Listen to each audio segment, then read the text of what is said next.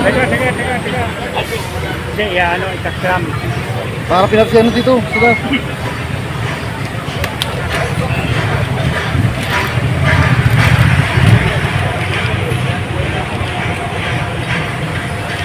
Pwede photo op muna, hawakan nila yung ano. Hawakan nila dalawa yung ano. Yung gano'n yung hinahawakan ng ano. Yung... Oo. Sila naman muna ang hawak. Dalawa lang sila. Man lang sa pinili.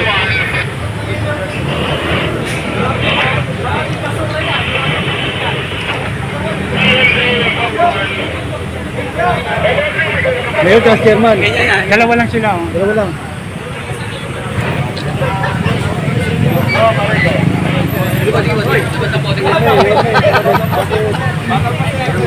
Yorme!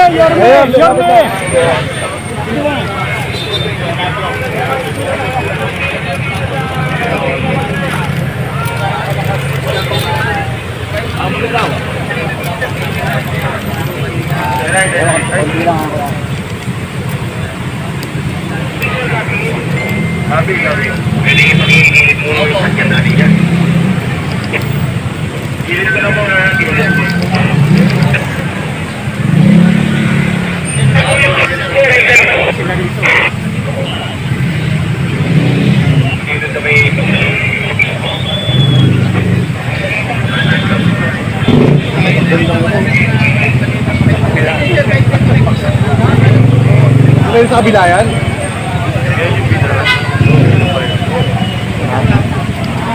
Para tuloy-tuloy. Para yung mga nagdita tuloy-tuloy. Higa mo muna pre.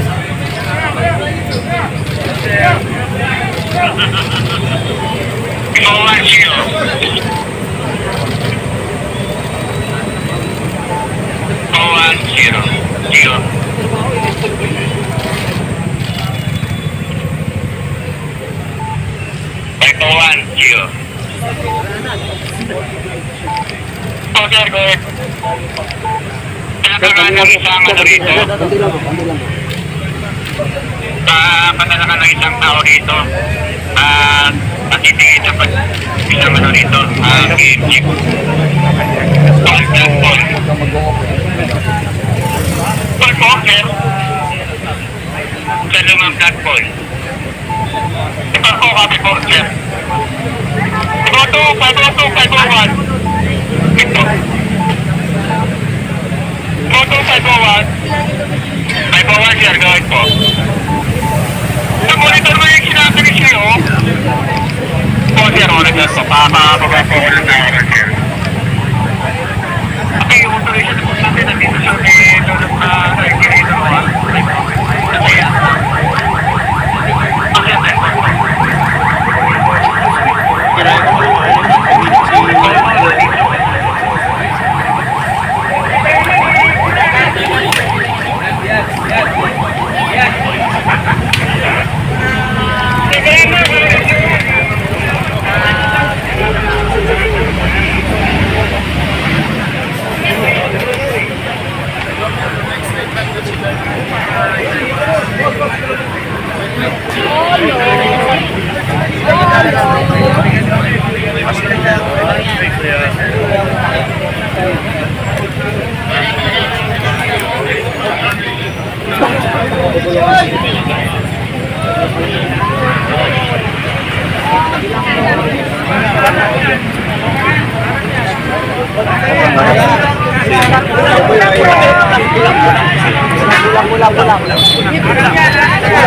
Kulang.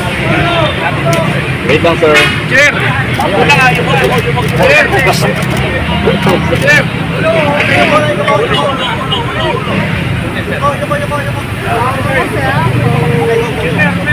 Mike, tanggalin niyo yung mic ko. Naka-umang na. Baba yung mic. Okay, lang ko. Diyan ang picture. Tayo ka na lang. Ayos ba? Sila na. Sana, pagkaan bago.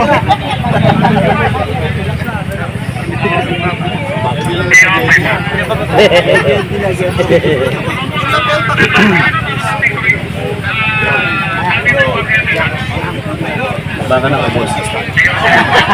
Alis ka na dyan. Ay, okay. Huwakan nyo.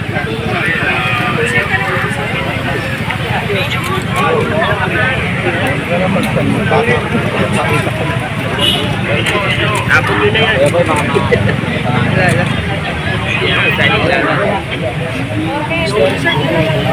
Okay na, okay na. Sure. Sa likod na kita. Ay, tayo baba ko. Thank you very much sa kami. As you all know, for the past weeks, medyo wala namang bagyo, pero patuloy ang pagulan.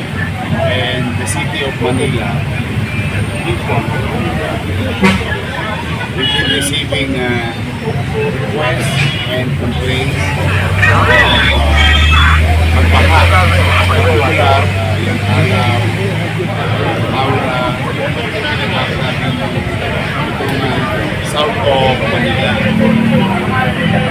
The airport, MMDA, kita nila talaga na ang tanging temporary solution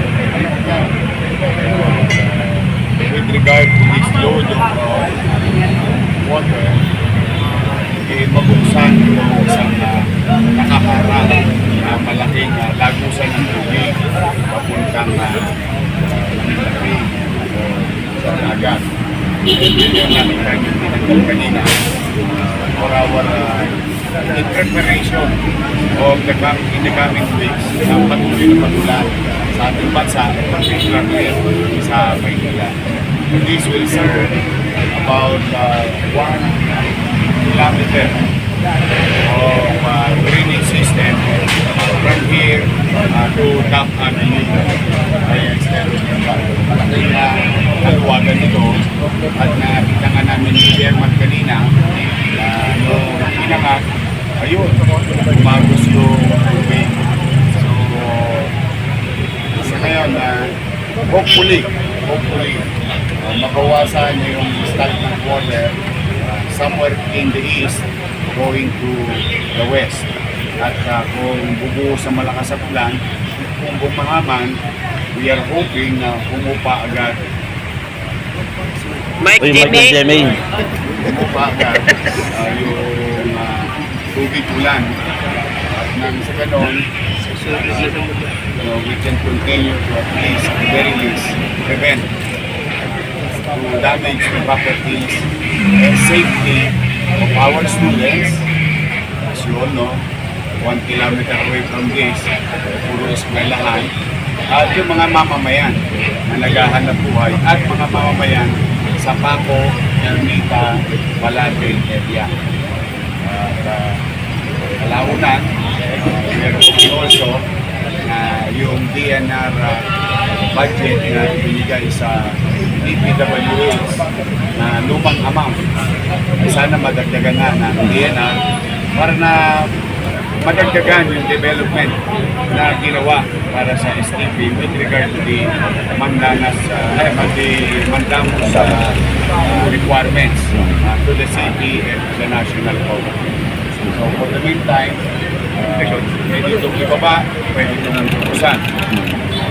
At ginarantihan naman, tutulungan kami ng MMDA na anumang solid materials floating in our body of water in this corner, tutulungan kami ng huli.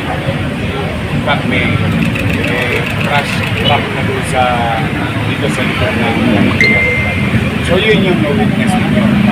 This is may pinangunahan ng ating national government through MMDA. We're very happy as Manileños na kami naman ay napakinggan yung dinudulong ng taong bayan. So that's what we do. Yorme, matagal mo ba nakasara yan? Nakaharang? Bakit po nakaharang o may nakasara dyan? Dala ng para yung mga tubig baha o any form of liquid, wastewater coming from the east papuntang west ay dumaan sa STP. The challenge is the load of water hindi kinakaya ng disenyo ng STP across Ross Boulevard. sabihin, baka nagkasakit dito lang, meron din problema doon sa bandang Remedios. So, kailangan talaga madagdagan. And we are hoping that the national government, health, through DNR, at DPWH, na kung po pwede, pagtuunan natin ng pansin yung mandamos sa requirements ng ating pamahalaan para sa punong ekutibo ng ating bansa. Ano lang naman to, konting dagdag na pondo para mas marami pang tubo at makina na patuloy na maglilinis ng ating mga wastewater. Sa Dolomite. Chairman, pa-reiterate lang po, ano po yung naging problema, ano na po yung solution sa issue po ng Dolomite, at after naman po kay Yorme, doon po sa issue po rin po ng Dolomite, ano naman po yung posisyon ng pamalang tungalin para po masolve yung problema sa pagkakasal ng Dolomite. Pagkili lang po kasi yung drainage system dahil sa Dolomite Beach project kasi nga according sa Mandamos order na sa York na nilisipin po discharge sa Manila Bay. Yung tatlo pong outfall, isa na po ay hinarang po yung tubig para na po mag-aari sa sewerage treatment plant bago i-discharge dito sa Metodo. Kaya po sabi natin, maliit po capacity na SPP para i-process ka agad-agad yung tubig. Hindi kaya yung SPP yung volume ng tubig na dumadating. Kaya po nagkakaroon yung ulo, nagiging ulo sa sigasada bago makikabas. Kaya nga po natin buksan ngayon para mapalabas muna during rainy season. Ito agad-agad para po hindi maharang at magbaha. And with this, hoping na kami na sufficient ito para mailabas yung tubig during rainy season. At kung hindi po, may isa pa pong outfall na doble nito ang laki doon sa Remedios na kung hindi po makakaya pa rin ilabas yung tubig sa agad-agad, baka mapilitan po kami na buksan yun para nga po maiwasan yung paglahat dyan po sa Remedios traffic area. Again, temporary solution po ito, ibabalik naman po namin pag-init at wala na yung ulan para na-comply na rin yung Mandamos po na pag-manilisin na yung naglalabas sa Manila po. Ibang pag-usap po kami yung namin na kasi nakita nyo part na kailangan magalis kasi mabigat talaga yung game. Baka dati namin lagyan na naman yung chain block lang po kami na maaalis siya kahit ng tao lamang na at maibalik. Like kunyari, wala namang ulan, kung week na to, pwede namin isara muna para malinis yung tubig na mag-discharge. Dahil sa kaya, nakita nga namin, pagkabukas, wala pang ulan. Ang lakas ng tulo ng tubig. Imagine mo, kung may ulan pa, hindi mas lalo na mas malakas yan. And kung Remedios na outfall na ito, balik na yung sa natin. Kaya nga po, hindi ka po magiging solution. Ibuksan na rin po namin sa outfall during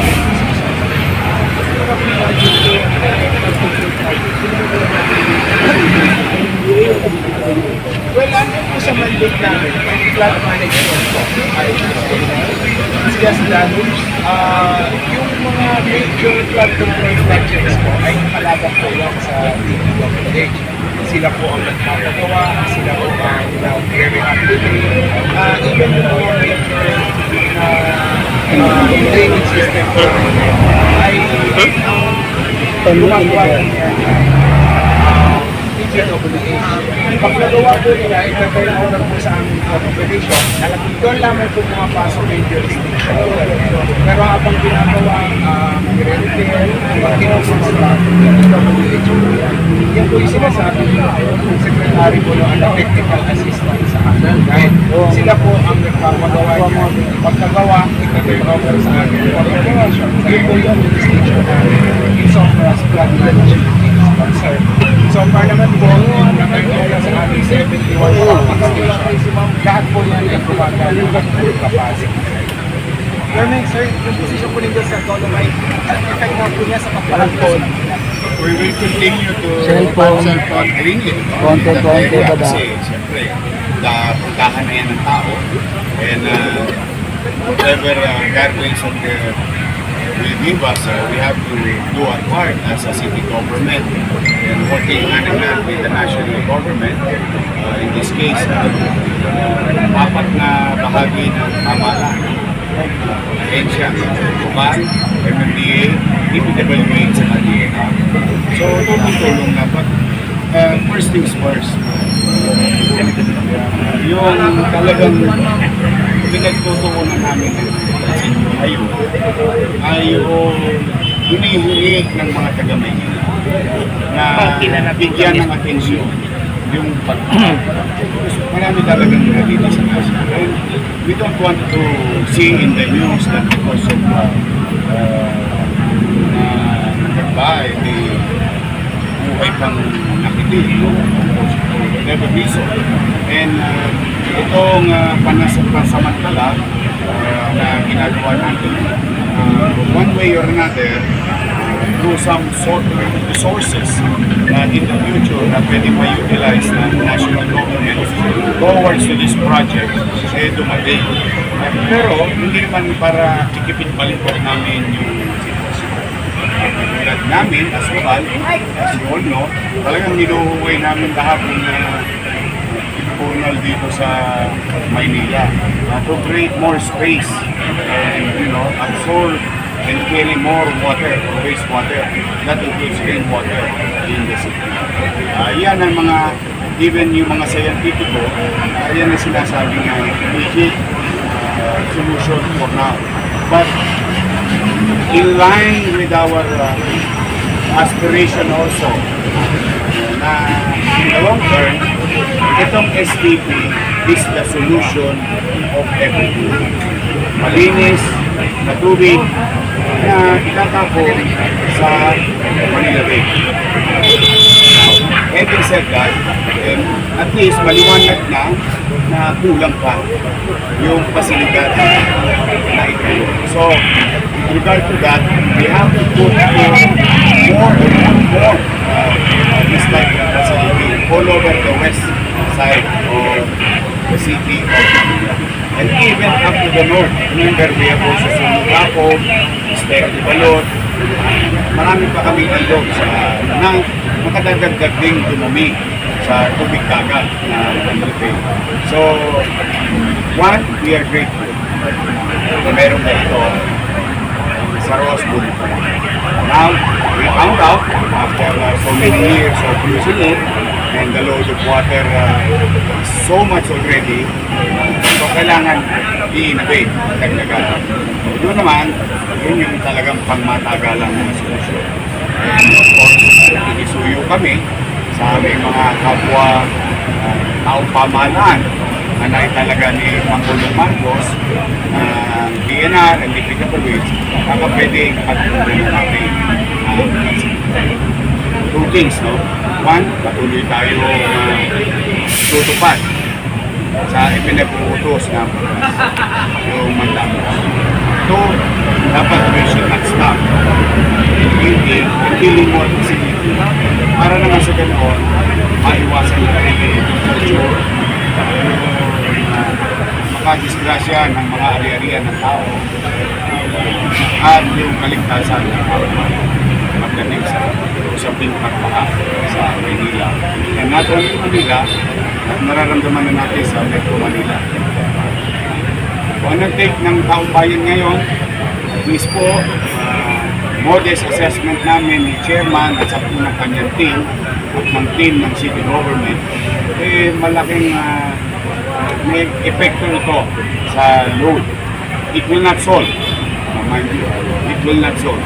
We are not claiming it's going to solve the entire problem because the solution kailangan talaga ng malaking programa pa. In addition, for the meantime, ang habol namin, habang tulog kayo, nagbaha, hoping, pag bukang liwayway, umupa na. Yun ang minimum goal namin. So, effort ng MMDA, effort ng DPWH, effort ng Manila to unclog our drainage system to clear yung mga water passage like creek and ilog. So, tulong-tulong lang. Kasi talagang kawawa ang tao. Yes. Hindi na tayo lumalayo patati. Yes. Panahon ng ano, nung panahon ng bakuna, Yes. kasisi ka, papatira ka, Yes. Tama naman. instruction. Yung ano, pag-alaman namin, ako, exclusive din, pinakman yung 4 na malalaking ano Yes. dito, drainage, para proteksyonan yung dolomite. Hindi mo masisisi ang taong bayan na kunin ang atensyon ng pamalas, whether lokal or nasyonal. Because wala naman talagang tatakbuhan ng taong bayan, kundi ang kanyang gobyerno. We don't take it parang natawag yan, babalat si Uyas. We wanted to offer and find ways to solve the problem. At that time, nung kalaunan, lumiwanag sa taong bayan at lumabas din ang katotohanan na there are some individuals who committed neglect o kulang sa PLC, tender loving care, yung pamalasakit, but that is water under the bridge. Having said that, the presence of MMD today in Manila and your city government, at the very least that we can say, we are hearing it. Nadidinig po namin kayo. Pinakikinggan po namin kayo. I hope also, ito naman, Chairman and I agrees with this. Mananawagan naman na kami. Yung mga basura ninyo, ilagay niyo po sa tamang sisiglan, basta kami, kukunin naman namin sa takdang oras. Ano na nag-normalize sa akin. Because this will add up to a Iranian pagbara ng ating business. Kami naman, hanggat kaya namin, hanggang magkakulami kami sa kiligili kaka-tututot ng tututot sa impunan, it will not stop because it is our job. But gagaangan lahat, both sa mamamayan at gobyerno, kapag ang mamamayan din, nagpusa naman ng disiplina at nagparticipate. So yun ang aming common na panawagan, national government, and but we'll do our job, we'll not stop. Sir, may target number po ba tayo or specific facility po na target for flood control? May timeline po ba tayo? Okay. I think napabalita na rin na ang City of Manila, meron na kaming what we call drainage master plan. It was recently approved by the city government. And this drainage master plan will be shared to MMDA, to DPWH. Ano ang take ng tao doon? Kalaunan, lahat ng pagawain sa impunan o security system, meron ng Biblia o gabay ang global at national. So, if we are going to create a system like this, katulad ito, hindi na yung magtuturuan o magsisisiyan. Kasi nag-uusap na yung mga tubo. O tubo ng MMDA, tubo ng DPWH, tubo ng Manila. Yun ang aming and how much it will cost? Ulo bang ulo? National government. Ang mga 140 billion. Ganun mo kalaki. Now, the question is, ano gagawin mo? Unti-unti namin. Kahapon, nag-meeting kami ng MMDA through chairman, tutulong din sila. Kausap ko naman yung regional office ng DPWH, tutulong din sila. So it's gonna begin. Maraming mga gawain. Ito ay isa lang of hundreds of drainage problem here in Manila. I don't know with other cities, but alam namin may problema. Ngayon, naghahanap kami ng solusyon.